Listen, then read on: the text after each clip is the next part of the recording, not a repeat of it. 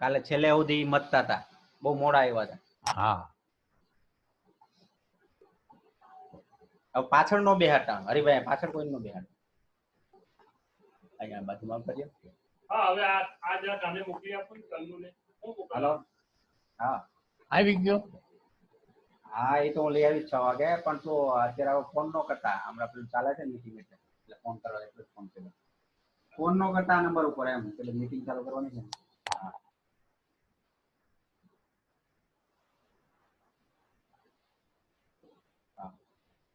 કોને? હા એ તો કાલે સવારે લઈ આવીશ. કોણ હતું? મગનભાઈ આવી ગયા. ના અત્યારે હવે નહીં થાય, નહોતું. હરિહર હું આવીને કાલે.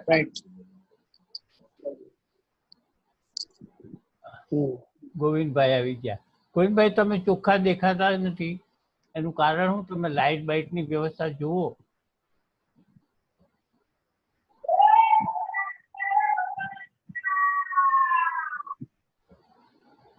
ગોવિંદભાઈ, જીવને જન્મવું, અમુક સંસાર ભોગવવો, દુઃખો સુખો ભોગવવા, ઘરનું થવું, અને પછી મરવું, અને મર્યા પછી પાછું જન્મવું.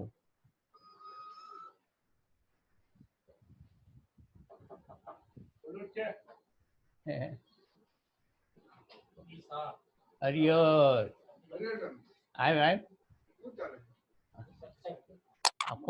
બધું હાલે છે. અંદર આવતો રે, અંદર આવતો રે. મારું કાંઈ ખાસ કામ છે?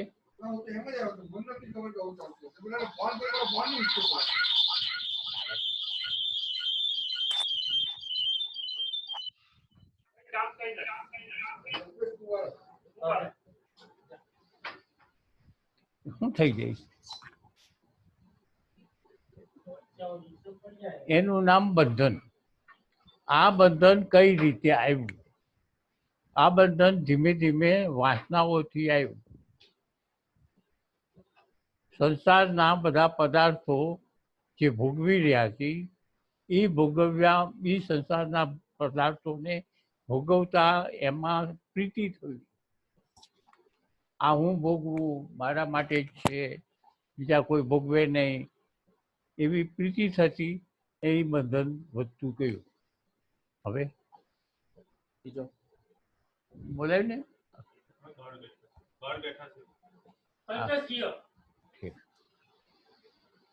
એમને ઈશ્વરભાઈ ને બોલાય. ઈશ્વરભાઈ આવે.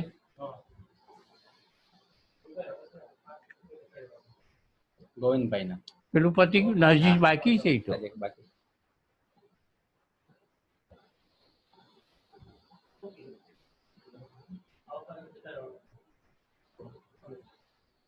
હા, પછી એનો ચોથો પ્રશ્ન છે, પેટા પ્રશ્ન. આ બંધનમાંથી મુક્તિ કેવી રીતે મળે? કોને મળે? કોને જોઈ છે મુક્તિ? જીવને, શરીરને નહીં. તો જીવને મુક્તિ મેળવી હોય તો સાધના કરવી જોઈએ. જીવને શરીર મળ્યું છે મનુષ્યનું, અને આ મનુષ્યના શરીર વાટે થઈને એ જીવ જેટલી સાધના કરશે એટલો વહેલો મુક્ત થઈ જશે. સીધી વાત છે. સરળ. લે,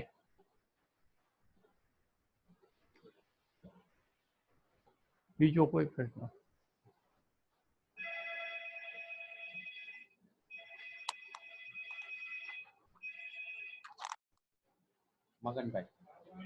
મગનભાઈ નો પ્રશ્ન થઈ ગયો.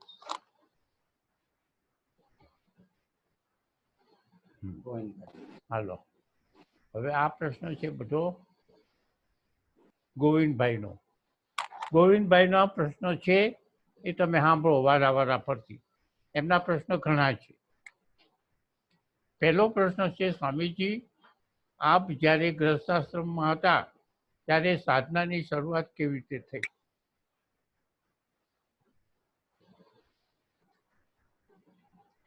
હું ગૃહસ્થાશ્રમ પહેલા બ્રહ્મચાર્ય આશ્રમમાં હતો, ત્યારથી સાધના જેમ બ્રાહ્મણના છોકરાને અમુક સવારમાં બેસવું, માળા કરવી, મુકટો પહેરવો, એવું અમુક સંસ્કાર જે પહેલેથી હતા એ સંસ્કાર એમને ચાલુ રહ્યા. એટલે આજની તારીખથી મેં સાધના કરી એવું કહી શકાય એમ નથી. નાનપણથી જાઓ, 7 વર્ષનો હતો ત્યારથી સાધના શરૂ થઈ ગઈ. હાલો પછી બીજું સમજાય છે ને બધાને?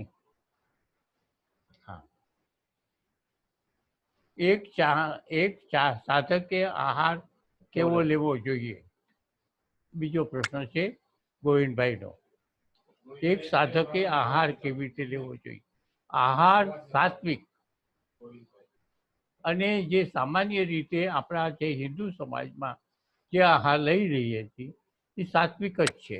દાળ ભાત શાક રોટલી, સામાન્ય રીતે બધા દરેકના શાક, આ આહાર સાત્વિક છે. પણ આહાર ઓછો લેવો. ગીતામાં ભગવાને કીધું છે અતિશય આહાર નહીં અને અતિશય ઊંઘ નહીં, અતિશય ઉપવાસ નહીં, અતિશય આહાર નહીં. સમજાણું? અને અતિશય ઊંઘ નહીં અને અતિશય ઉજાગરો નહીં. આ ગીતામાં તમને વ્યવસ્થિત કીધું છે. હવે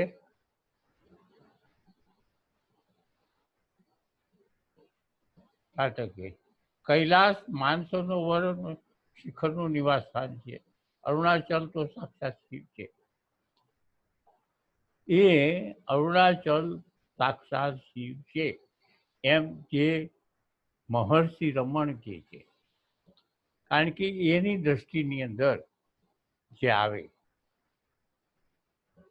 એ એને કીધું છે. પણ આપણને એનો ભાસ થતો હોય એવું નથી. તમે એવી રીતે સાધના કરો મહર્ષિ જેવી તો તમને એ શિવ છે એ દેખાય. મહર્ષિની આંખેથી જુઓ.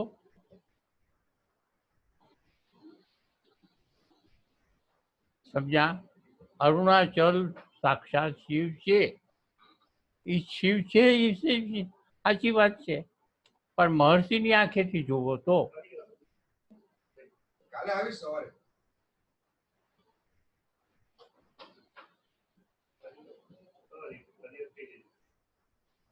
સમજાઈ ગયું.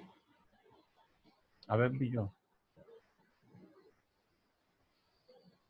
એકાગ્રતા માટે કેટલા પ્રમાણમાં ત્રાટક કેટલા પ્રમાણમાં મદદરૂપ થાય? એકાગ્રતા માટે ત્રાટક જરૂરી નથી, કરાય જ નહીં. આંખો બગાડવાની એક પદ્ધતિ છે. આંખો બગડશે.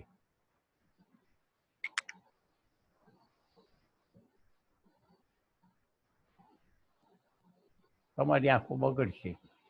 હવે તમારે આ બધા પ્રશ્નો લખેલા જે આવ્યા હતા એ ખલાસ થઈ ગયા છે. હવે તમે બધા પ્રશ્નો જુદા જુદા તમે આમાંથી અત્યારે ચાલુ છે એમાંથી કરો. હાથ ઊંચો કરવા, હાથ ઊંચો કરવા જેને પ્રશ્ન. હા, હાથ ઊંચો કરો. જેને પ્રશ્ન કરવો છે હાથ ઊંચો કરો, અવાજ કર્યા વગર. નરેશભાઈ, આ ભાઈ કરે છે. નરેશભાઈ અને આ હોત કીધું એ જે બાપભાઈ નરેશભાઈ. હાલો આ કરો. હરિહર. હા, તો આપણો પહેલો પ્રશ્ન તો મગનભાઈ નો, એમાં જીવાત્માનો ઉદ્ધારની વાત હતી. હા, તો આપણું જીવાત્મા જયારે જપ કરતો ને એનું શરીર છૂટી ગયું હોય અને છૂટી ગયા પછી જે જીવાત્મા હોય એની પાછળ કે ભાગવત કથા આ કરે પેલું કરે એમાં એનો મોક્ષ મળે ખરો? એના રીતે શું મળે? એનું કલ્યાણ થાય ખરું? જીવનું પાછળથી, જીવની પાછળ જે આ બધે કથાઓ થાય તો એ મુક્ત થાય ખરું? સમજાઈ ગયું. મુક્ત તો ન થાય,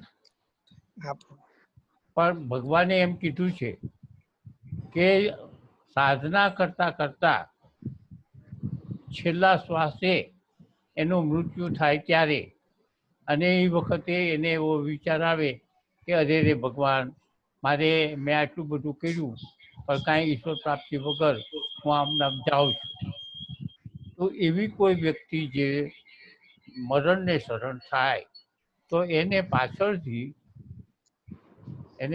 નવા જન્મમાં કાં તો ભગવાને કીધું છે કાં તો હું વિદ્વાન ને ઘરે ગરીબ વિદ્વાન બ્રાહ્મણને ઘરે જન્મ આપું છું અથવા તો હું શ્રીમંતને ઘરે જન્મ આપું છું. એટલે ત્યાં પછી એને ચાન્સ આપ્યો. કેવા પ્રકારના ચાન્સ આપ્યા કે જુઓ, 2 પ્રકારનો ચાન્સ આપ્યો. કોઈ પણ સાધક મરતી વખતે એને કેવો વિચાર આવે છે એવા પ્રકારનો સાધક નવો જન્મ આપે. હવે જુઓ, કોઈ સાધક છેલ્લા શ્વાસે એને એવો વિચાર આવ્યો કે અરે રે હું મરું છું, મને તો ઈશ્વર પ્રાપ્તિ ન થઈ. હવે એક બીજો એવો હતો, એ પણ સાધક જ હતો, એ પણ સારો જ હતો, પણ એને છેલ્લા શ્વાસે એવો વિચાર આવ્યો કે રે મારું મૃત્યુ તો થાય છે, હું જાઉં છું, પણ મેં સંસારી ન ભોગવ્યો અને ઈશ્વર પ્રાપ્તિ ન થઈ, 2 મેં ખોયા. તો ભગવાન જેને સંસાર ન ભોગવ્યો અને ઈશ્વર પ્રાપ્તિ ન થઈ એવી વ્યક્તિનો જીવાત્માને હું શ્રીમંતને ઘરે જન્મ આપું છું. કારણ કઈ સંસાર ભોગવ્યો નહીં, એ એની એક વાસના રહી ગઈ અને એ વાસનાની તૃપ્તિ માટે થઈને પરમાત્માએ વિદ્વાનને ઘરે અને શ્રીમંતને ઘરે જન્મ આપ્યો. હવે શ્રીમંતને ઘરે જન્મ શું કામ આપ્યો?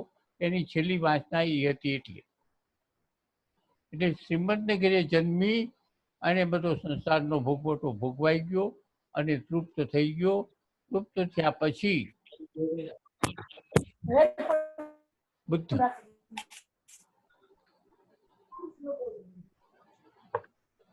અને જે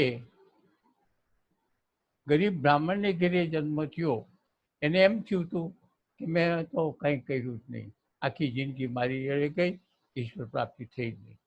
આવી વ્યક્તિ જે હોય અને એનો જે જીવાત્મા જાય તો એને ગરીબ વિદ્વાન બ્રાહ્મણને ઘરે જન્મ થાય. હવે એવા 2 દાખલા છે કે બુદ્ધ ભગવાન શ્રીમંતને ઘરે જન્મ્યા અને પછી સંન્યાસ લીધો. અને જેને એવું મરતી વખતે વિચાર આવ્યો કે મેં તો ઈશ્વર પ્રાપ્તિ જ ન કરી, તો એને શંકરાચાર્યનો જન્મ થયો, રામકૃષ્ણ પરમહંસનો જન્મ થયો. આવી રીતે જુદી જુદી રીતે થયા અને એ આવ્યા. બીજો શું પ્રશ્ન છે તમારો નરેશભાઈ? જેને જપય નથી કર્યા એ જીવાત્મા જયારે શરીર છોડી દેશે અને એની પાછળ કથા મોટા ખુલા કરે તો શું એ તૃપ્ત થાય છે જીવાત્મા? મરનારની જો ઈચ્છા હોય હા, અને પછી એના સગાવાલા જો કરે તો એને મળે, પણ મરનારની જો ઈચ્છા ન હોય, એને કાંઈ જપ તપમાં કાંઈ એમાં હોય જ નહીં, તો એને કાંઈ ન હોય, ગમે એટલું એ કરે પૂરી. સ્વ શરીરે કર્યું હોય તો મળે.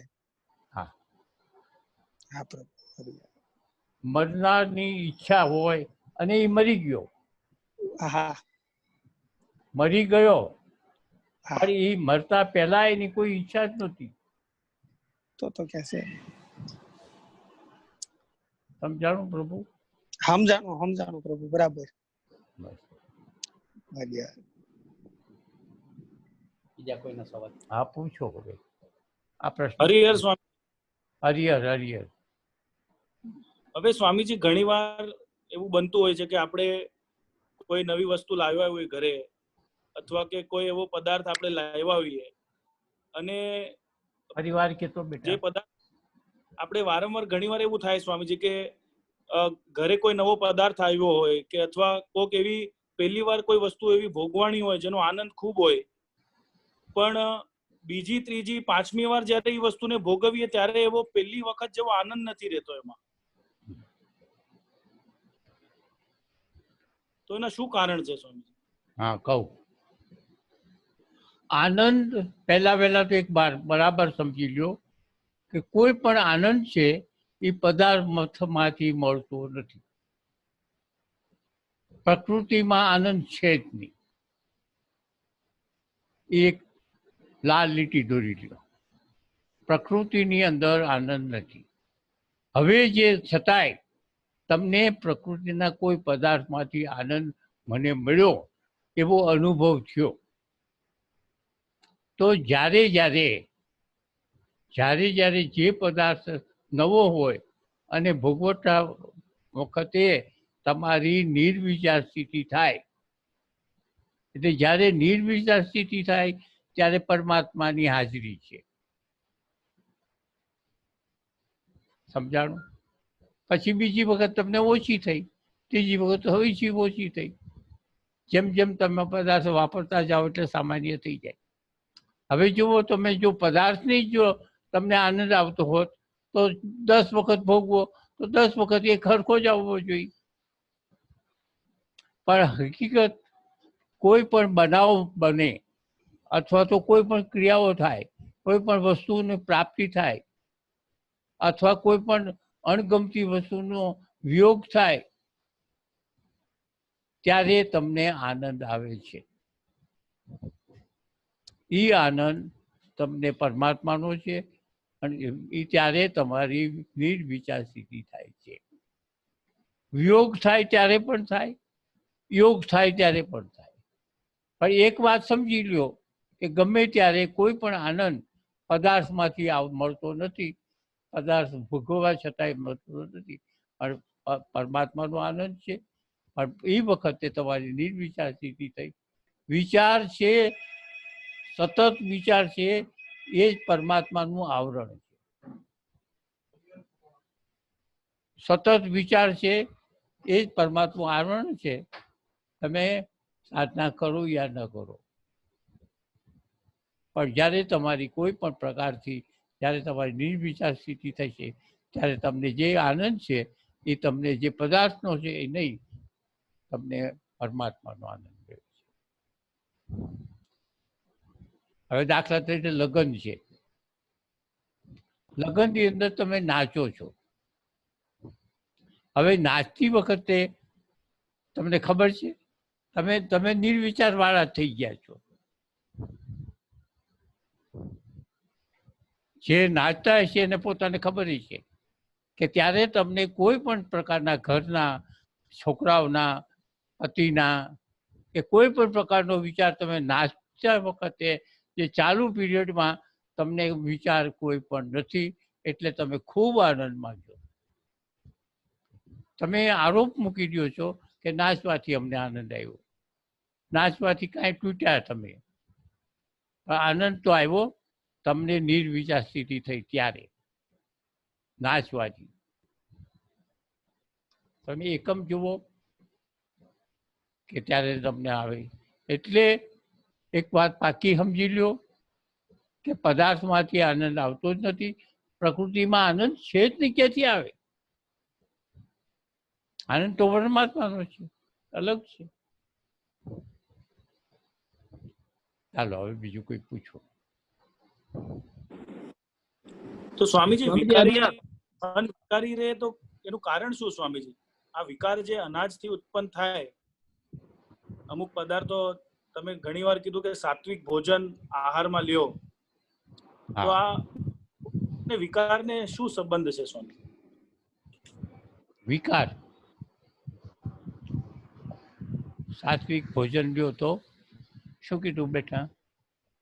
એ સાત્વિક ભોજન નો આહારની આપણે વાત થઈ સ્વામીજી.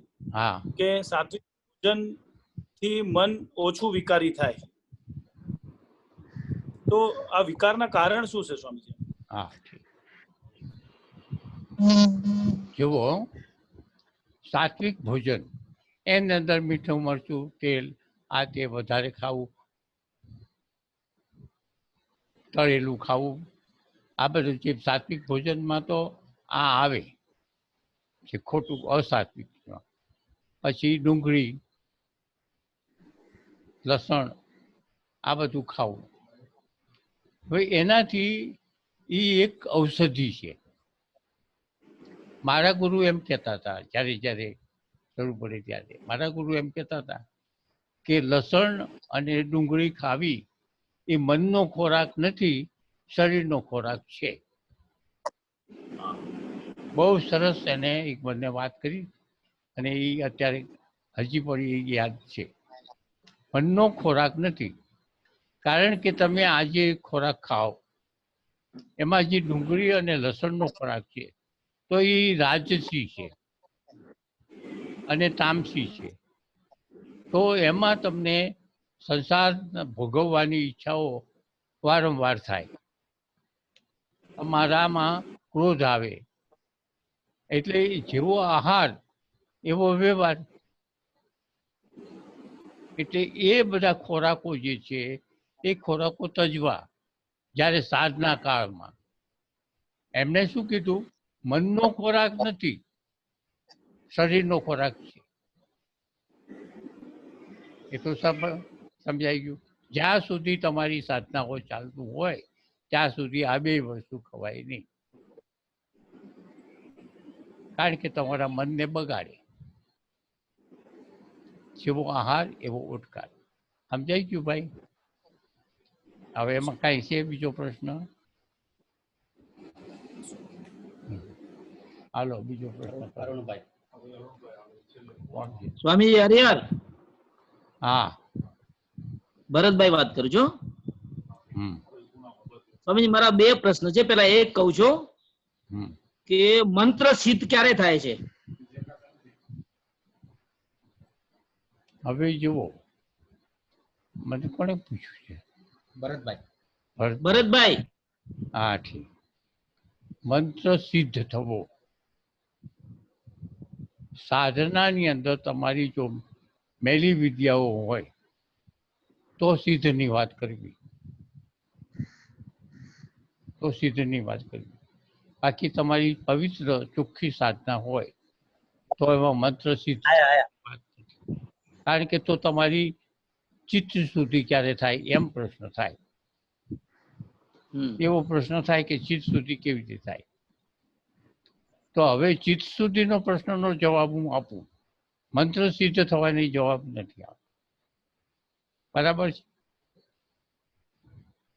હવે તમે સાધના કરતા જાઓ, એ સાધનાઓ તમારી નિષ્કામ ભાવે હોય, માત્ર પરમાત્મા સિવાય બીજી કોઈ પણ ઈચ્છાઓ ન હોય એવા પ્રકારથી તમે સાધના કરતા હો, તો એ સાધના કરતા કરતા અમુક ટાઈમ થાય ત્યારે તમારી ચિત્ત શુદ્ધિ થાય. હવે ચિત્ત શુદ્ધિનો અર્થ એ છે કે તમારામાં, આપણા તમામ મનુષ્યોમાં તમો ગુણ હોય, રજોગુણ હોય ને સત્વગુણ. હવે રજોગુણ ને સત્વગુણ છે એ ગુણનો નાશ થાય ત્યારે તમારામાં ચિત્ત શુદ્ધિ થાય, એટલે પરમાત્મા તરફ તમારો મોટો વળાંક લે. આનું નામ ચિત્ત શુદ્ધિ. એટલે મંત્રની સિદ્ધિ તો સાધનાઓમાં જે કંઈક સકામ હોય તો સિદ્ધિની વાત કરવી, બાકી નિષ્કામ હોય તો એમાં ચિત્ત શુદ્ધિ થાય. સમજાઈ ગયું? અને સ્વામીજી બોલો બોલો.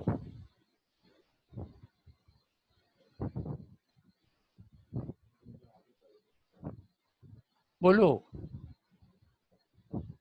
એક મંત્ર ગુરુએ આપ્યો છે, ગુરુજીએ, હા. અને આપણને બીજામાં બી એક રુચિ હોય હા. તો આપણે શું કરવું જોઈએ સ્વામીજી? એક મંત્ર ગુરુએ આપ્યો હોય, હા, અને બીજા મંત્રમાં રુચિ. અને એક આપણે બીજા ભગવાનમાં એક રુચિ હોય આપણને અંદરથી, પેલાથી જ, નાનપણથી જ. તો એ મંત્ર જ કરવો, ગુરુનો આપેલો મંત્ર ન કરવો. અહીં સમજી લેવું કે આ મારો ગુરુનો મંત્ર છે. અરે જે દેવ કે દેવી પ્રત્યે તમને પ્રીતિ હોય એ દેવ જ તમને પસંદ થવા માટે તમારે એની સાધના કરવી. અરે બરાબર સ્વામી. પારેખભાઈ કાંઈ તમે કહેતા નથી, બોલતા નથી? ના મેં હાથ ઊંચો કરેલો બીજા હતા એટલે પછી. હા બોલો બોલો. મારો પ્રશ્ન એ છે કે ઉપનિષદનો સાર આપણે ગીતામાં છે હમ. અને ગીતા આપણા હિન્દુ ધર્મનો એક જરૂરી અંગ છે કે એ આપણને આત્માની ઉન્નતિ કે હમ બ્રહ્માસ્મિ તરફ લઈ જાય. તો આપણે જે આ બધી કથાઓ ચાલે છે ટીવીમાં કે આપણે આ બધા સાધુ સંતો જે કહે છે એમાં શું છે કથાઓમાં કે આ ગીતામાં જે છે કૃષ્ણની બધી લીલાઓ બતાવી છે. હા તો ખરેખર આપણા સમાજને હમ બ્રહ્માસ્મિ કે જે આત્મ કલ્યાણની તરફ લઈ જવાની જગ્યાએ એ વધારે આપણે એમાં ગૂંચવાઈ જાય છે કૃષ્ણની લીલાઓમાં. તો ખરું ગીતાનું રહસ્ય વાળું પુસ્તક અવેલેબલ છે કે કોઈની મહારાજની કે કોઈની તમને આ પ્રમાણે માર્ગદર્શન આપતું પુસ્તક મળે? હા તમારું બહુ લાંબુ છે. હવે મિતેશ તું કે એમનું શું છે બહુ લાંબુ છે એટલે યાદ નથી. એમને એવું કેવું છે ટૂંકમાં કે ગીતા બહુ બધી આપણે અહીંયા છે, તો એમાંથી કોઈ તમારા ધ્યાનમાં એવી ગીતા છે સંપૂર્ણ જે આપણે વાંચવી જોઈએ? ના ના ના ના એ નહીં. આપણી ગીતામાં બધા કૃષ્ણના લીલાઓ છે હા કે કૃષ્ણ ભગવાને બધી લીલાઓ કરી. હા. હવે આપણા ઉપનિષદ કહે છે કે ભાઈ તું અંતર્મુખી થા. તો આ કૃષ્ણની લીલાઓનું રહસ્ય વાળી જે માણસોને સમજાવે એ કેમ લોકો સમજાવતા નથી કે એ પુસ્તક કે એ જ્ઞાન ક્યાંથી મળી રહે? ઉપનિષદમાં જે પ્રમાણે કહે છે ને તે પ્રમાણે કૃષ્ણની જે લીલાઓ છે ગીતામાં એ કોઈ પુસ્તકમાં સમજાવી નથી, તો ક્યાં સમજવા મળે? બરોબર છે ને તારેકભાઈ? હા જુઓ જે લીલા છે, હવે લીલાનો અર્થ આપણે જે કરીએ છીએ અને ખરેખર શું છે એ એક વાત જુદી છે. લીલા એટલે કૃષ્ણ ભગવાનની સાચી સ્થિતિ, મૂળ સ્થિતિ. મૂળ સ્થિતિ એટલે બ્રાહ્મી સ્થિતિ. બ્રહ્મનિષ્ઠ જ્યારે તે હોય અને છતાં તે જે કંઈક કર્મ કરતા હોય એ સ્થિતિને લીલા કીધી છે. સમજ્યા? હા હવે એ લીલા છે એટલે એ પોતાની મન બુદ્ધિ ને ચિત્ત વગર જે શરીરથી ક્રિયાઓ થતી હોય એ બધી લીલા જ છે. કારણ કે એમાંથી એને પોતાને ફળની સાથે કોઈ સંબંધ નથી.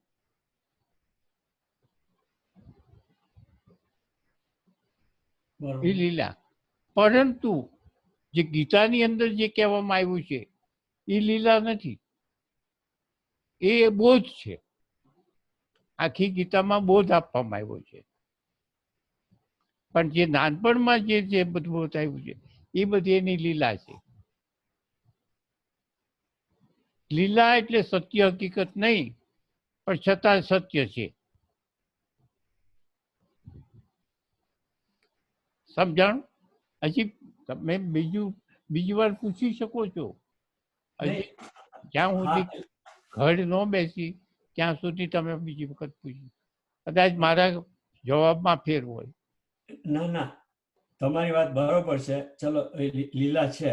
પણ આપણે સમાજ કે જે કંઈ આપણે બધા વાંચીએ છીએ તે એનું એ લીલા પાછળનું જે રહસ્ય કે અર્થઘટન એ કેમ કોઈ સમજાવતું નથી કે આપણને ખબર પડે?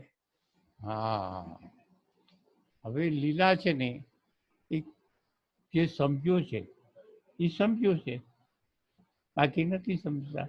દાખલા તરીકે લીલાને એ રીતે જોવાય નહીં. દાખલા તરીકે વૃંદાવનની અંદર બધી ગોપીઓની સાથે કૃષ્ણ ભગવાન રાસલીલા રમતા હતા. વચ્ચેના ભાગમાં રાધા અને કૃષ્ણ હતા અને ફરતી ગોપીઓ હતી 10-15. હવે એ રાસલીલા રમતા હતા, સરસ બધું વાતાવરણ હતું. પણ એમાંથી એક ગોપીને એમ થયું, મીઠી ઈચ્છા થઈ કે કૃષ્ણની હારે જ, રાધાની હારે જ કૃષ્ણ, મારી સાથે કેમ નહીં. બીજી ગોપીને થયું કે કૃષ્ણ, રાધાની સાથે જ કૃષ્ણ, મારી સાથે કેમ નહીં. હવે જે ગોપીઓને એવું થયું કે મારી સાથે કૃષ્ણ કેમ નહીં, એ બધી ગોપીઓની સાથે એક કૃષ્ણ, એક રાધા, એક કૃષ્ણ, એક ગોપી, એક કૃષ્ણ. એટલે માનો કે 35 ગોપીઓ હતી તો 35 કૃષ્ણ અને એક રાધાની સાથે 36મો કૃષ્ણ. તો આ શું થયું, કેવી રીતે થયું? આ બધી લીલા. હવે લીલા કૃષ્ણને તો કાંઈ ખબર જ નથી, પરંતુ જે ગોપીને કૃષ્ણમય બની ગયેલી છે, કે પોતે પોતાના શરીરનું ભાન નથી, કૃષ્ણમય છે, અને એને એ જ્યારે કૃષ્ણમય થઈ જાય છે ત્યારે પ્રકૃતિ એની દાસી થઈ જાય. દાસી થઈ જાય એટલે આપોઆપ એ જ ગોપી જે છે એ જ કૃષ્ણ બની ગઈ. એટલે 35 ગોપીઓ હતી, 35 કૃષ્ણ, એ 35 ગોપીઓમાંથી થયા કૃષ્ણ.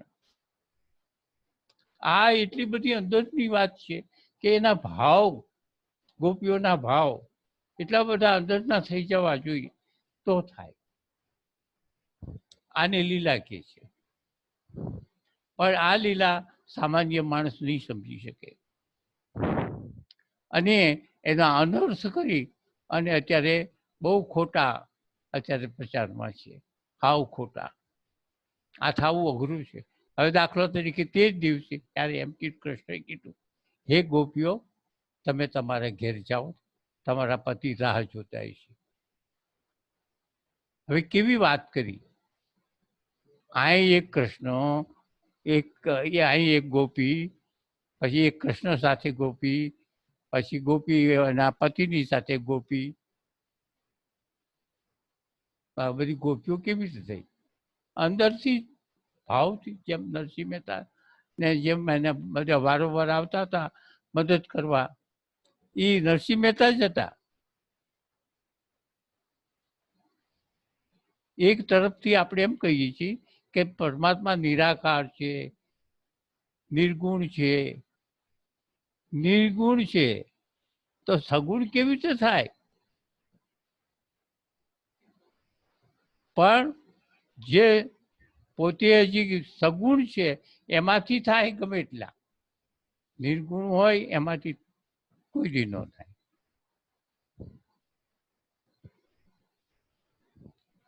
પરમાત્મા એટલે આપણે પોતે થાય. હું પોતે 2-3 વખત શરીર ધારણ કરી શકું, કારણ કે આપણે આમાં જ્યારે સત્વગુણ ખૂબ વધી જાય, ખૂબ સત્વગુણ યુક્ત થઈ જાય ત્યારે એ થઈ શકાય છે. પ્રકૃતિના